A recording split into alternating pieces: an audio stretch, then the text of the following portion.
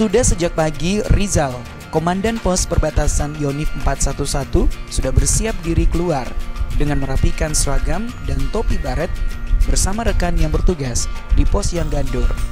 Ia bincang sembari menyemir sepatu yang sering ia gunakan.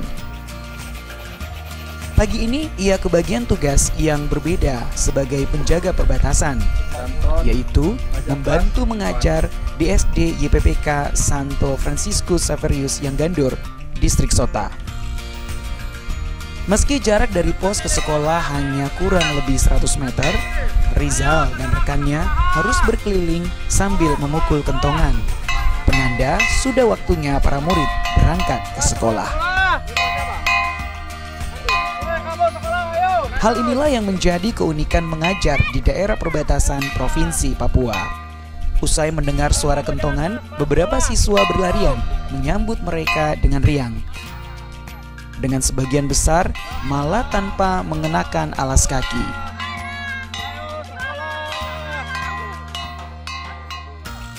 Tugas yang ada pun semakin bertambah, dengan harus menjemput siswa langsung di rumah agar orang tua mereka bersedia mengizinkan anak-anak ke sekolah. Sebab kalau tanpa dijemput, para orang tua akan lebih memilih membawa anak-anak ke dalam hutan, membantu mencari nafkah, entah berburu atau berladang. Ini terakhir bisa 2 anak lagi. Tak jarang para prajurit ini harus mencari siswa mereka hingga ke hutan, meyakinkan siswa maupun orang tuanya agar anak-anak ini tetap mau bersekolah demi masa depan yang lebih cerah. Awal mula kami datang sekitar 2 bulan yang lalu, kami berkeliling kampung dan mendatangi salah satunya yaitu SD yang gandur ini. Kami lihat minat belajar dan ketenaga kerjaan untuk tenaga pendidiknya masih kurang, sehingga kami rapatkan. Dari hasil rapat tersebut kami mengirimkan 2 orang untuk mengajar di SD yang gandur ini, kami sendiri dan 1 anggota lagi yaitu Ratu Redo. Dalam proses belajar tersebut kami sendiri ditempatkan sebagai guru matematika dan Ratu Redo ditempatkan sebagai guru penjaskes.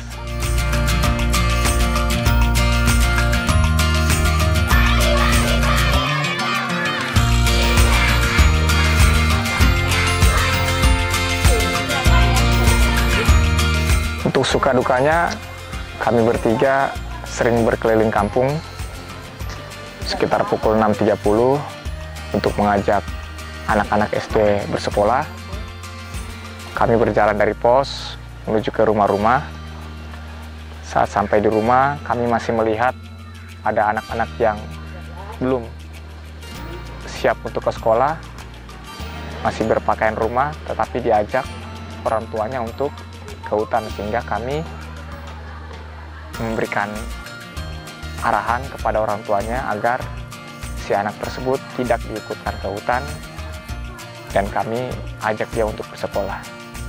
Selain itu, di kelas dengan jumlah siswa yang sedikit, kadang di kelas hanya berada 3-4 orang, sehingga proses belajar mengajar tidak berjalan dengan efektif.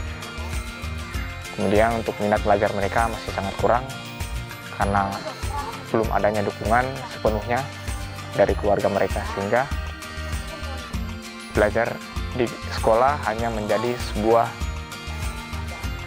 angin berlalu bagi mereka, bukan sesuatu yang menjadi kebutuhan bagi mereka tersendiri. Di sekolah dengan jumlah siswa hanya sekitar 50 orang ini, Rizal dan rekannya Praptu Rido diminta mengajarkan mata pelajaran matematika dan pendidikan jasmani olahraga dan kesehatan.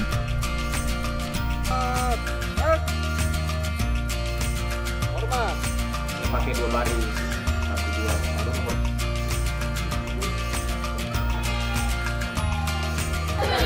Sementara Wakil Kepala Sekolah Regina Wirmasubun, kehadiran 2 personil TNI anggota Satgas ini sangat membantu mengisi kekurangan guru di sekolah.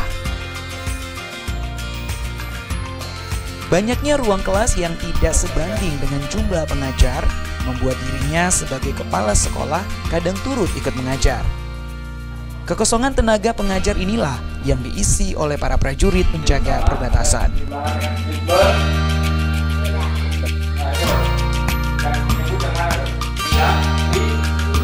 Situasi dan kondisi sekolah saat kepala sekolah hadir di sini di tahun 2010, sekolah dalam keadaan vakum sudah mulai dari tahun 2004. Beliau ada di sini bersama dengan 2 guru honor.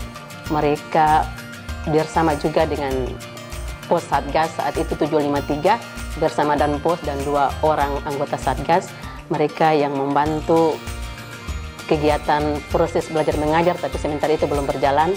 Akhirnya mereka untuk sementara mengadakan pembersihan dulu halaman dan gedung sekolah, karena saat itu sekolah dalam keadaan tertutup oleh rumput, karena sekolah saat itu tidak berjalan.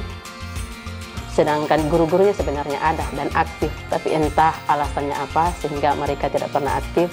Hingga 2004 sampai 2010 itu kepala sekolah bersama 2 orang guru dan tenaga Satgas yang membantu berada di lingkungan sekolah ini untuk mengadakan pembersihan itu bersama juga dengan masyarakat yang ada di kampung ini. Saat ini jumlah tenaga pengajar 7, dibantu 2 dari anggota Satgas. 2 anggota Satgas ini salah satunya mengajar pelajaran matematika dan yang satunya mengajar pelajaran PJOK. Kepala sekolah kami saat ini sudah purna tugas, namun masih dikontrak oleh Yayasan Pendidikan dan Persekolahan Katolik untuk tetap melanjutkan kepemimpinannya selama 2 tahun untuk menjabat sebagai kepala sekolah. Setelah itu, di samping itu, beliau juga tetap mengambil tugas sebagai guru. Di saat guru yang tidak aktif atau tidak berhalangan hadir, beliau masuk ke kelas untuk mengajar. Pihak sekolah berterima kasih kepada prajurit TNI Pamtas Yonif 411 yang telah bersedia membantu proses belajar mengajar di sekolah. Peran prajurit TNI di perbatasan paling timur Indonesia ini tidak hanya terbatas pada menjaga patok batas, namun juga kegiatan sosial kemasyarakatan, termasuk membantu mewujudkan masa depan yang lebih baik bagi anak-anak perbatasan.